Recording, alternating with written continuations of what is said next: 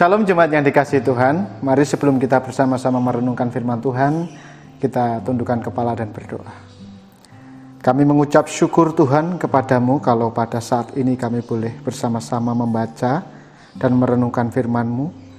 Biarlah hati kami mampu menyimpan firman-Mu, dan terlebih daripada itu kami dimampukan oleh kuasa Roh Kudus untuk menjadi pelaku-pelaku firman-Mu dalam kehidupan hari lepas hari. Berkati hamba-Mu yang penuh dengan keterbatasan, kiranya Tuhan kuasai dengan kuasa Roh Kudus, agar dapat menyampaikannya dengan jelas dan dapat mendorong umat untuk melakukan firman itu dalam kehidupan hari lepas hari. Demi Kristus, Sang Firman yang hidup, kami berdoa. Amin. Bapak Ibu yang saya kasih di dalam nama Tuhan, dalam bulan ini kita sebagai jemaat GKMI merenungkan satu tema, yaitu berdampak bagi masyarakat. Kenapa Bapak Ibu tema ini perlu diangkat? Karena ketika kita melihat situasi dan kondisi yang ada di tengah-tengah masyarakat kita prihatin. Kondisi kejahatan, kemerosotan moral semakin hari bukan semakin menurun, tapi semakin hari semakin meningkat. Satu pertanyaan yang patut kita renungkan sebagai orang percaya. Apa peran orang Kristen terhadap kondisi masyarakat yang demikian? Ada beberapa pilihan. Yang pertama, terbawa dalam arus suasana. Artinya orang Kristen ya sama saja dengan yang terjadi di tengah-tengah dunia. Yang kedua, berdiam diri, tidak peduli apa yang terjadi di tengah-tengah dunia. Dan yang ketiga, memberi dampak atau ikut berpartisipasi untuk membenahi, memperbaiki situasi masyarakat yang ada di sekeliling kita. Terhadap kondisi yang demikian, Tuhan Yesus pernah menyampaikan penegasannya kepada murid-muridnya di dalam Matius pasal yang kelima ayat yang ke-13. Kamu adalah garam dunia. Jika garam itu menjadi tawar, dengan apakah ia diasinkan? Tidak ada lagi gunanya selain dibuang dan diinjak orang. Bapak Ibu, kalimat ini bukanlah suatu kalimat nubuatan atau bukan juga kalimat perintah, tetapi kalimat penegasan. Kamu adalah garam dunia. Tuhan Yesus tidak mengatakan kamu akan menjadi garam dunia atau kamulah atau jadilah garam dunia. Tuhan Yesus mengatakan kamu adalah garam dunia. Artinya perkataan ini ditujukan kepada murid-murid yang pada waktu itu mendengarkan Tuhan Yesus saat itu juga. Itu artinya kepada siapa orang, kepada mereka yang sungguh-sungguh mempercayakan dirinya kepada Tuhan, mereka bukan lagi akan menjadi garam, tetapi mereka sudah menjadi garam. Tuhan Yesus menegaskan kepada murid-muridnya pada waktu itu, kamu adalah garam dunia. Bukankah ini juga satu panggilan untuk saya dan saudara, orang-orang percaya yang mengatakan bahwa Yesus adalah Tuhan dan Juru Selamat, para pengikut dan murid-murid Kristus. Saya dan saudara adalah garam dunia. Nah saudara, kalau kita berpikir dalam dunia modern saat ini, apalah artinya sebuah garam? Ya, kita dapat menjumpai garam itu setiap hari ketika panjenengan masak, ketika di dapur, atau bahkan ketika berkebun di sebagian daerah menggunakan garam sebagai pupuk. Tidak begitu penting, bahkan kita menganggap garam ya hanya sekedar garam, apalah artinya. Tetapi kita perlu mempelajari konteks di mana ketika Tuhan Yesus mengatakan pentingnya garam bagi umat pada waktu itu, bagi masyarakat pada waktu itu. Bagi orang Romawi, Bapak Ibu, garam menjadi sangat penting. Bahkan mereka mengatakan tidak ada sesuatu yang lebih berguna daripada matahari dan garam. Jadi kedudukan garam bagi orang-orang Romawi dikatakan seperti matahari pentingnya. Alasannya tentu panjang sekali kalau saya jelaskan. Bahkan tanpa garam, hidup manusia tidak dapat dipertahankan. Menarik kalau kita memperhatikan orang-orang Yahudi. Orang-orang Yahudi memakai garam bukan hanya untuk makanan, tetapi dalam ibadah-ibadah ritual mereka, mereka mempersembahkan garam. Sebagai contoh di dalam Imamat 2 ayat yang ke-13. Dan tiap-tiap persembahanmu yang berupa korban sajian haruslah kau bubuhi garam. Janganlah kau lalaikan garam perjanjian Allahmu dari korban sajianmu, beserta segala persembahanmu haruslah kau persembahkan garam. Bapak Ibu, betapa pentingnya garam pada waktu itu ketika Tuhan Yesus memberikan pesan kepada murid-muridnya, kamu adalah garam dunia. Itu artinya garam pada waktu itu menjadi sangat penting bagi masyarakat yang ada. Demikian juga kehidupan kita sebagai umat Kristen yang ditempatkan Tuhan di tengah-tengah masyarakat. Ketika kita ditempatkan menjadi garam, itu artinya ada 2 poin yang ingin saya sampaikan. Yang pertama, sebagai bahan pengawet, penawar kebusukan.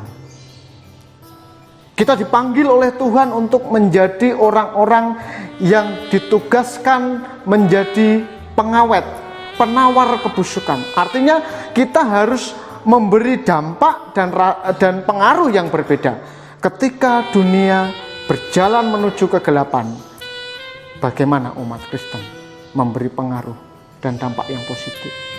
Dan yang kedua, pemberi rasa atau penyedap rasa. Di dalam Ayub pasal yang ke-6, ayat yang ke-6, Bapak Ibu bisa membaca di sana bagaimana jika garam itu menjadi tawar, garam tidak akan dapat berfungsi lagi.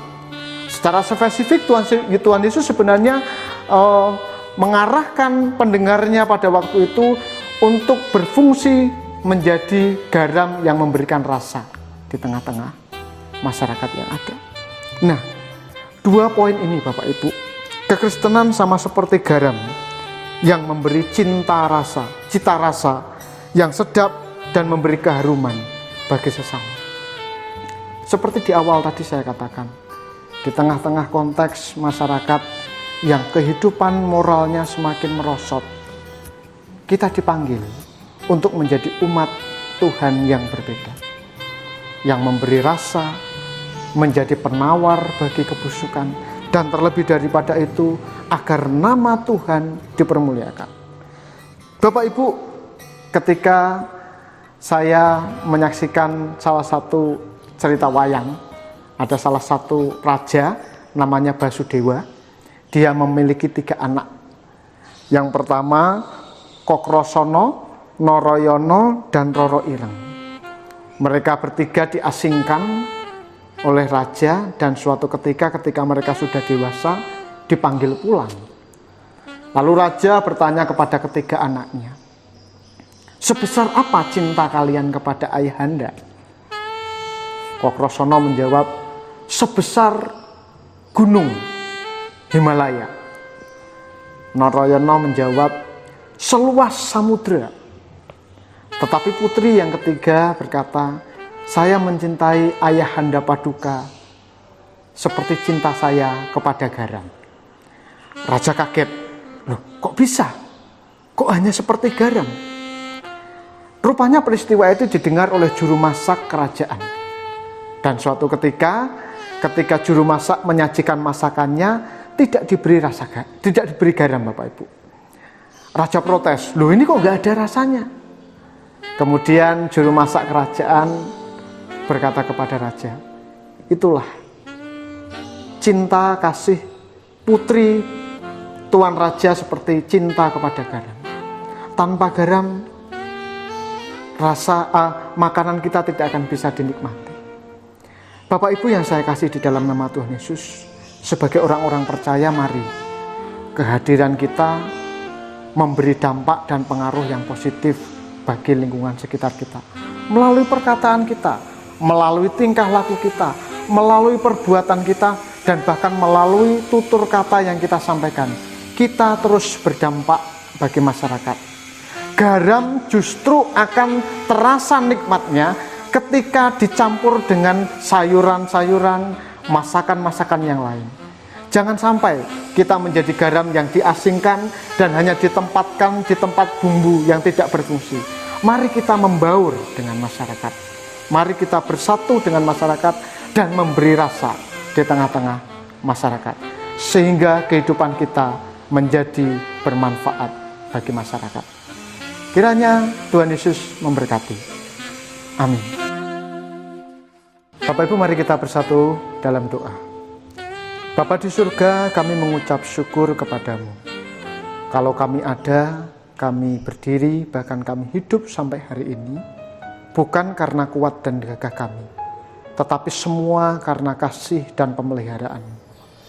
Kami bersyukur kalau kami ditempatkan di tengah-tengah masyarakat untuk satu tujuan, yaitu menjadi garam dunia.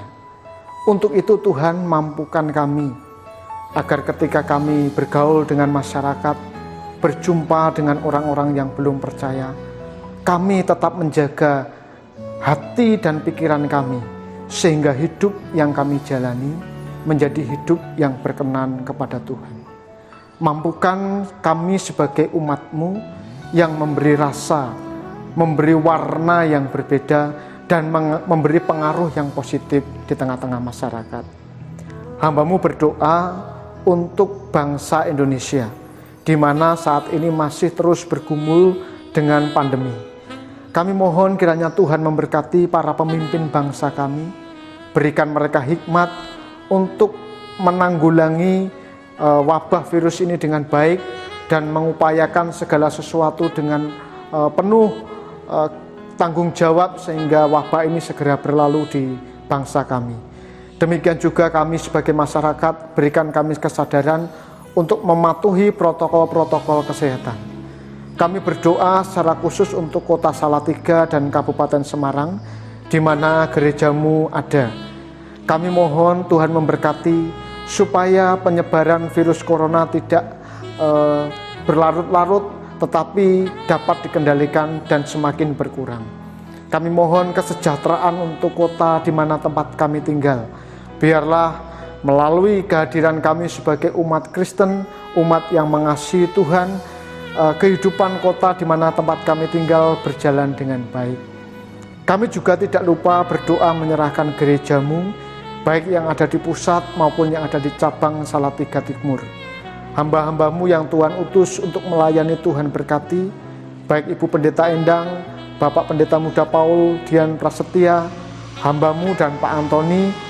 Tuhan satukan hati kami semua untuk dapat melayani dengan penuh kesungguhan hati. Hamba-Mu juga mohon hikmat Allah di dalam pelayanan yang kami kerjakan. Secara khusus Tuhan, kami berdoa untuk persiapan masa raya Natal yang sebentar lagi akan kami peringati. Di tengah-tengah pandemi yang saat ini masih berlangsung, kami mohon berikan hikmat kepada panitia Natal, agar kami dapat merayakan Natal, dapat merasakan cinta kasih Tuhan kepada kami semuanya lewat peristiwa Natal, sekalipun saat ini kami masih ada dalam situasi pandemi. Oleh sebab itu, biarlah panitia Natal yang sudah dibentuk baik di pusat maupun di cabang Salatiga Timur, Tuhan urapi dengan hikmat daripada Allah agar dapat melaksanakan Natal di tahun ini dengan penuh penyerahan diri kepada Allah. Jemaat Tuhan yang saat ini masih mengalami sakit, mereka yang terbaring di rumah maupun di rumah sakit, kiranya Tuhan yang memberkati. Inilah seruan dan doa kami Tuhan.